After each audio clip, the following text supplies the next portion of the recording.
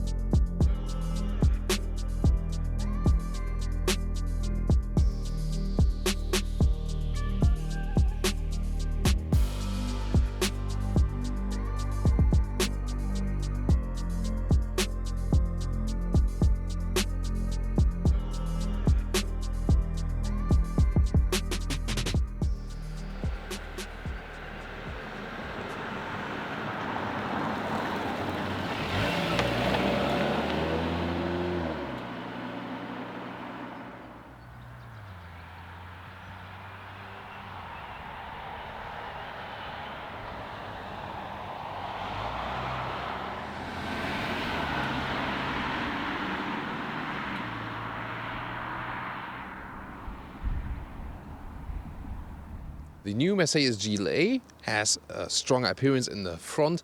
It's already sassy in the front. I am more of an SUV now, and indeed, well, it's a little bit wider than before. Wheelbase has been increased just a little bit, and different front grills are available. This one here, based on the AMG line with this diamond pin grille right there. This is so-called Edition or Edition 1, a special launch model, but it's based on the AMG line, so most of the things are actually AMG line, you see. Optional, you can get LED lamps. This one here, the optional multi-beam LED lamps with a high beam function as well. And the grey Magnum color, a very beautiful one, the matte color. Always a very special one, and yeah, probably one I would also consider. 4.41 meters, 14'5", or 174 inches is the length of the new Mercedes GLA. There's a little bit increase in wheelbase, as I already said, if you compare it to the predecessor, but the overhang is a little bit shorter. Pretty interesting. And if you compare it now to the Mercedes GLB, which would be the bigger brother, this one here is still 22 centimeters or 9 inches shorter. But the wheelbase is identical to the Mercedes B-Class and the Mercedes A-Class. You could so say it's like a put-up B-Class or a way put-up A-Class, but we'll see more about that on the interior. Exterior-wise, you can see that design has been modified, that it's more SUV now, crossover wheel arches, 17 to 20-inch wheels. These are the biggest ones, 20-inch wheels for the normal models. The AMG would then come from 19 to 21 inch. Yeah, also with the red contrast here in the normal wheel style. So again, AMG line, sportier look definitely. You will have more comfort if you go for smaller wheels, of course. And now to the rear with the common design trend of more horizontally drawn tail lamps, but I think it looks quite modern then. Actually has the shape also of the other bigger SUVs at Mercedes. And then there's this chrome design element right there, and also chrome exhaust, not really exhaust tips. Fake exhaust police. Yeah, that's a pure fake exhaust. And also on the other side, the real exhaust underneath. Yeah, and the AMG line has this diffuser here in the lower part. So what's the design take?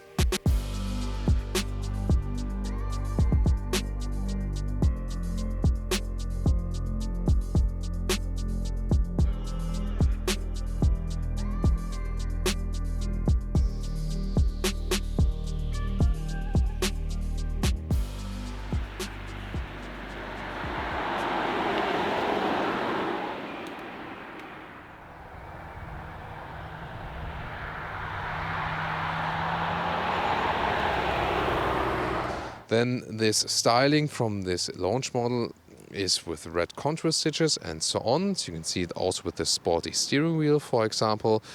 That is also similar in the normal AMG line. Also then with the aluminum pedals in the lower area. So they are also quite fancy, of course, typical AMG line style. Seating position here is actually quite upright. You sit 14 centimeters or 5.5 inches higher than in the Mercedes A-Class. Same platform, but really higher seating position overall, and that's actually good. So to me, it's the most comfortable Mercedes compact vehicle. I mean, yeah, together with the GLB, the bigger brother, of course, that is quite similar from the seating position in the front, just that the GLB will have even more legroom in the rear. But this is actually quite cool. You sit upright, you feel this is now like rather a grown-up SUV. Also, if you compare it to the predecessor GLA, which more went into the crossover direction. Steering wheel can be controlled up and down and in and out. Soon, when we get to another perspectives, more about these screens. You can see it looks like it would be one screen, but it's actually two screens. Soon again, more details. Steering wheel here on the left side, by the way, will be used for the cruise control. And also this thumb control for the left screen, right thumb control for the other screen, and here, for example, the volume jog. Now the interior overview. First of all, soft touch materials here, top part, even here, turbine vent style. So this looks pretty clean and cool. Also a little bit different here on the right area if you compare it to the B-Class. Steering wheel then with these bright elements, and I said earlier here the right thumb, for example, to control the right screen, and you would use the left thumb if they wouldn't hold the microphone here for the left screen. It starts, by the way, with 7-inch screens each on both sides. The second option would be 7-inch here and 10.25 like this here.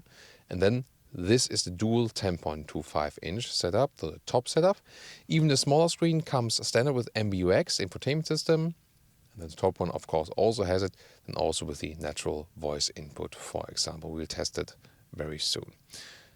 Levers still left here for putting in the gear, just put down for the drive mode, and left side then for the wipers and the indicators. Head-up display, soon also more details to that and to the screens. First of all, here then, the AC units, the menu clicking sound. That's nice.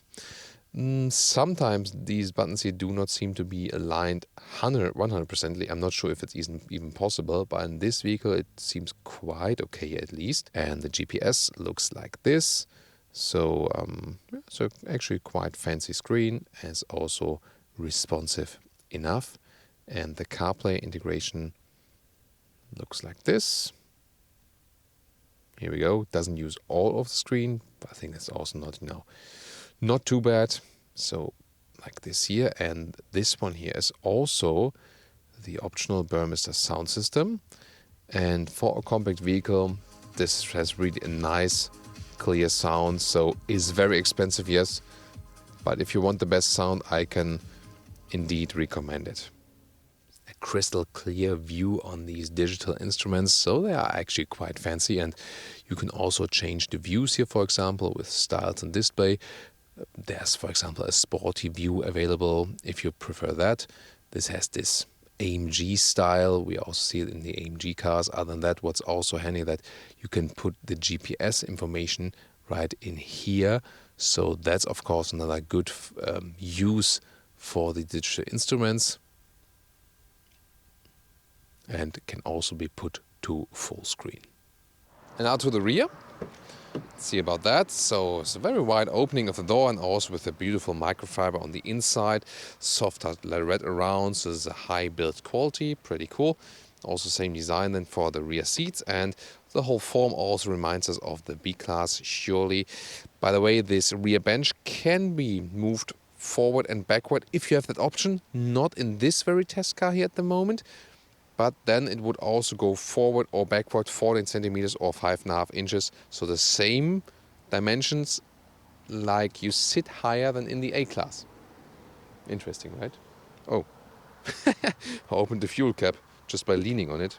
It's like you can hip open the fuel cap here. Interesting. So let's see. Get inside. And this is, of course, pretty cool. More wheelbase than in the predecessor, and also more usage of interior space, so still a lot of knee room left, even though this is set to my driving position. Headroom wise, I can even still put a hand over my head, and again, even more if the panoramic roof would not be built in this vehicle at the moment. There the shade is then closed. So, and you sit upright, very comfortable, is a very good family car as well. 435 to 1,430 liters is the capacity figure. Let's see what that does. Electric hatch we have here, and very well usable. So it's a slight increase. This is just an additional cover you don't have to use. Underneath here you still have more storage space. It's also subwoofer. So, and Some storage here at the sides, that's possible. I already flipped half of the bench. There's also a ski edge available that you just flip the middle part. And this cover here, the top one, you can also remove. Now to engines, all 4 cylinders, and yay, hydraulic struts we have here. This is a GLA 250, most relevant engine, turbo petrol engine, 2-liter 4-cylinder, 224 horsepower, optional with all-wheel drive. But there's also the smaller GLA 200, 1.33-liter 4-cylinder, 163 horsepower. That then the one from the Renault Corporation.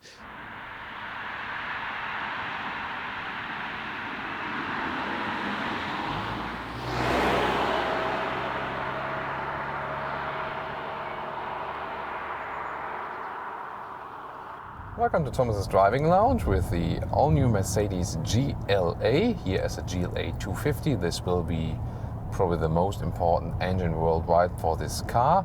The 2-liter 4-cylinder Mercedes engine. You remember, I told you earlier, the smaller 1.33-liter turbo petrol engine would be the Renault-based engine. So this one in here, is about the acceleration figure just below 7 seconds. So with all-wheel drive, as we have it here today, is a little bit faster. This vehicle here is equipped with the all-wheel drive, the 4MATIC system.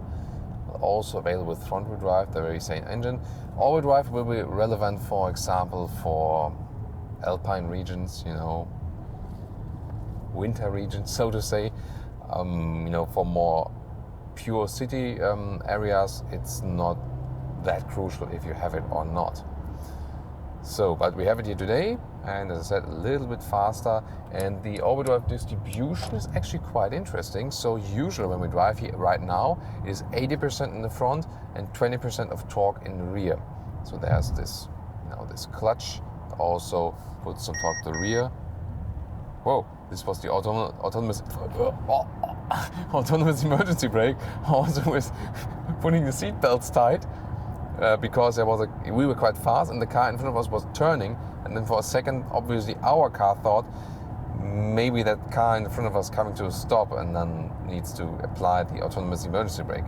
One of the series equipment systems that is inbuilt here, and we do have the extensive assistance systems package that also comes with more, for example also with the blind spot monitor, which we can soon show to you. And some other vehicles are approaching us from the rear. Yeah, they are coming. They are coming for us. So then, yeah, sometimes you need to come on. And here we go. Now there's the red triangle. Can we see that actually? Yeah, I think we can see that, yeah. So this is a very good system. And if I would put on the turning indicator, then it's also flashing and giving us an acoustic warning as well.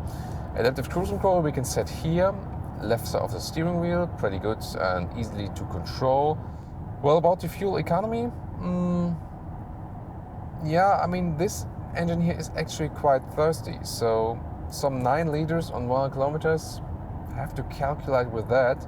So that's less than 30 mpg, definitely less than 30 mpg US, and maybe some more than 30 mpg UK, and overall that's of course not really good. If we go to the sports mode, by the way, all-wheel drive system changes from 80-20 to 70-30, and let's accelerate 65 to 100. Plop, that's it. And the sound was actually quite decent, and you see also the acceleration is quite decent. So this 4-cylinder engine does give us some nice performance.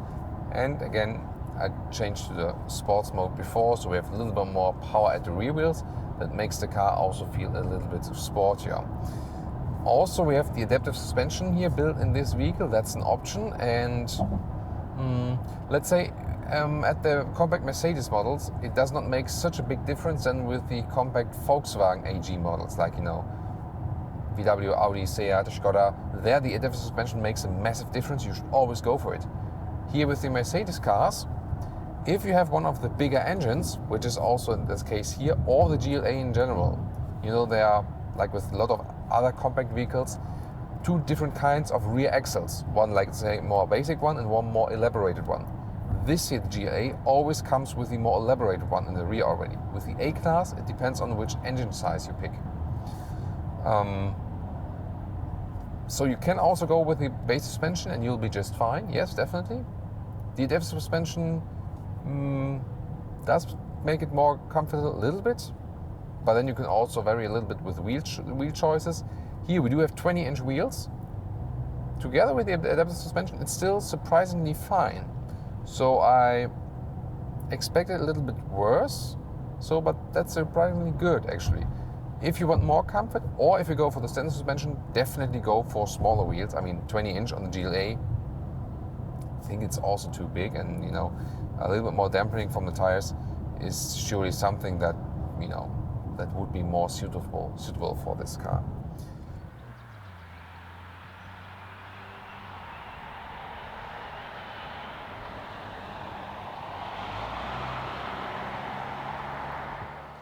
And now to our conclusion for today with the all-new Mercedes GLA. So, biggest difference to the predecessor is this is now more of an SUV, whereas the predecessor was clearly a crossover. There's also a bigger difference than from the A-Class to this one. As I said earlier, they all share the same platform, A-Class, B-Class, CLA, and also the GLA here. And there's still some difference, of course, to the GLB, which is a little bit longer, can also house 7 passengers, and is just bigger from the inside. But this one here already has a very decent size on the interior, and especially this comparison exterior length to interior space, the same as with the B-Class. It's really very, very good. So you have a lot of space, especially also on the rear bench, although you still have a relatively small car that you can very well park in and out, very easy to control, easy to steer. The whole car feels very refined. It's very silent on the motorway, so it's definitely one of the best compact SUVs, no doubt about that, in the very different aspects. And pretty fancy as also for the MBUX infotainment system. The natural voice input is also one of the best on the market here at the moment. So, and of course, you sit higher than in the A-Class, so it's more comfortable, and even a little bit more comfortable if you compare it to the B-Class, but also a little bit more expensive. And that's the point. So many great things about this vehicle, but I also said in the end of the driving part, the fuel consumption is a little bit too high with about 8 to 9 at least liters on 100 kilometers. So you should get better figures there. But with all the particle filters nowadays, which are good that they have, there's more pressure against the exhaust system. That might be one of the reasons for that. Yet again, the overprice for the extras and so on, that can really be very expensive. So we have to see. Probably I would go for this engine, but front-wheel drive, because the all-wheel drive doesn't make too much of a difference then for this vehicle, unless you really need it. So you can maybe save some fuel, save some money for the entry price. So go for the GLA 250 front-wheel drive, and then limit the option list somewhat, because, as I said, when you go for this car here with all these specs, it gets so super expensive. I told you that in the driving part at the end of that. And that's of course the second thing about this car. It's just too expensive. Yeah, but that's what you have to pay then for one of the top in the segment. What do you think about the all-new Mercedes GLA? Please leave us your comments, and also compare, for example, the Mercedes GLB or the A-Class or the B-Class. We have all of these reviews. You can also always use the YouTube search, with just typing in Autogefühl Mercedes B-Class, for example. Then you'll find all the relevant reviews. And we always link some interesting reviews in the video description and also in the pinned comment, so you can continue to follow us on our channel here. So I wish you all the best. Thank you so much for tuning in today, and see you next time.